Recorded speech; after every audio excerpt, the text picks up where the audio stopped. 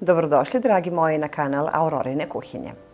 Danas imam jedan, ali stvarno predivan recept, nešto što nisam dugo pravila, a sigurno sam da svi volite ovaj slatkiš.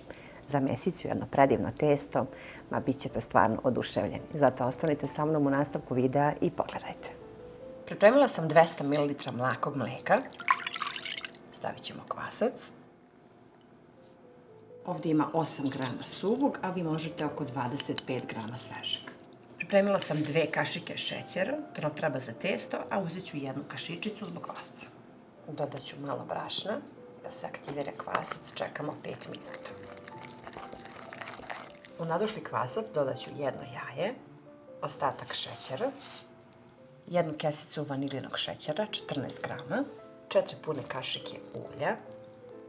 Ovdje imam 50 grama putara, može margarin da se stavi ili domaće maslo. Pripremila sam 500 grama brašna, stavit ćemo malo i malo soli. Jedan prstohvat soli. Ovdje imam 180 grama pjerea od bundeve. Bundevu možete da ispečete i da stavite u blender i dobijete ovako pjere. I sad je ostalo samo da dodajemo postepeno brašno i da zamesimo jedno fino, glatko, mekše testo. Znači samo da nije tvrdo. Jedna predivna štrudla sa bundevom, a vidjet ćete fil, stvarno jedna lepota. A sad vidite kako je to lepa boja zbog bundeve, lepa narančasta boja.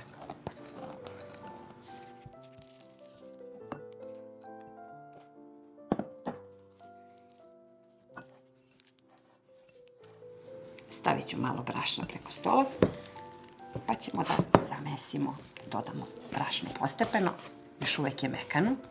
Potrošila sam 500 grama brašna, ali kao što vidite još uvijek je mekana i lepljiva, pa ću postepeno da dodajem pomalo i sigurno još 50 grama ili 100 grama, vidjet ćemo, sve dok se lepo testo ne odvoji od ruke.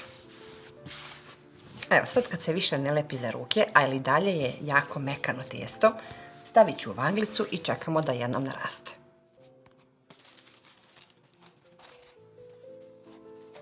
Dok testo narasta, pripremit ću fil. Ovdje imam mleven rogač. Stavit ću oko 300 grama. Ova jedna kesica je 200 grama, pa ću ja i od ove druge da dodam.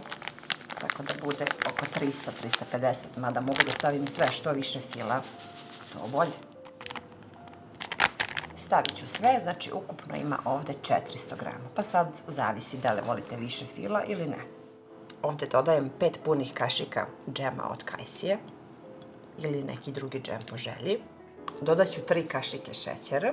Pripremila sam 350 ml vrelog mlijeka, pa ćemo polako da sipamo i da mešamo dok ne dobijemo lep gust fil. Zato sipajte postepeno.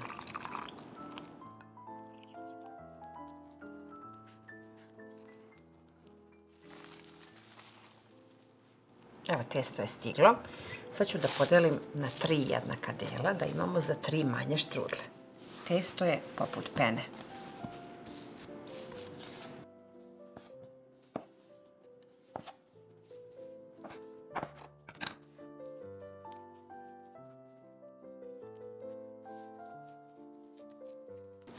Pokreću krpom samo 2-3 minuta kako bi se lepše razvuklo testo. Sklonit ću 2 sa strane, a jedno ćemo da razvučemo u jednu tanku pravougaonu koru.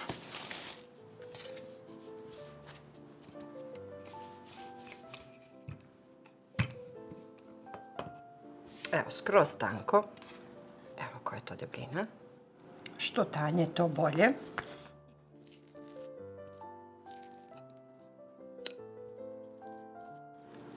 Taman ima previše fila. Ja volim da moje štrudle budu bogate, tako da vi ukoliko želite kao ja, onda stavite 400 grama, ukoliko ne, onda 300 vam je dovoljno. I sad krenemo da pravimo štrudlu. Volim sa strane malo samo da zatvorim, čisto samo malo.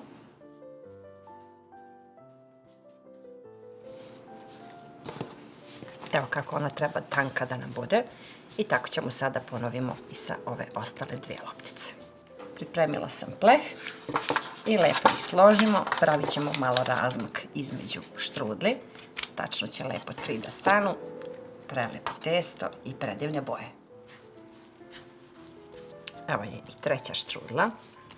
Gotova.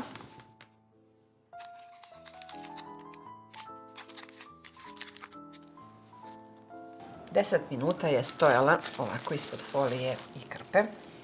I sad možemo da je premažemo. Ovdje sam umutila jedno žumance i jednu kašiku mlijeka, a belance stavite u fil. Rernu sam uključila na 180 stepeni i štrudlu pečemo 40 minuta.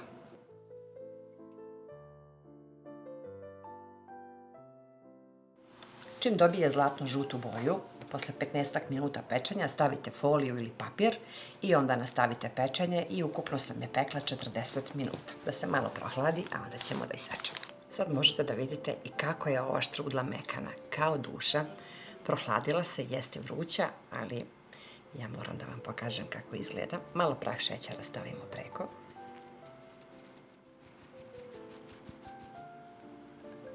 Tako lepo miriše i tako je mekana. Lepota jedna od štrudle sa ovim pireom od bundeve i predivnim ovim filom sa rogačem. Pogledajte testo kako je lepo, predivne žute boje.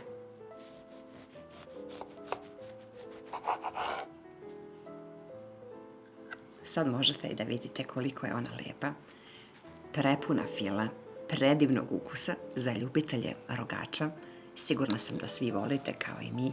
Ovo je stvarno jedna predivna štrudla sa ovim savršenim testom od bundeve.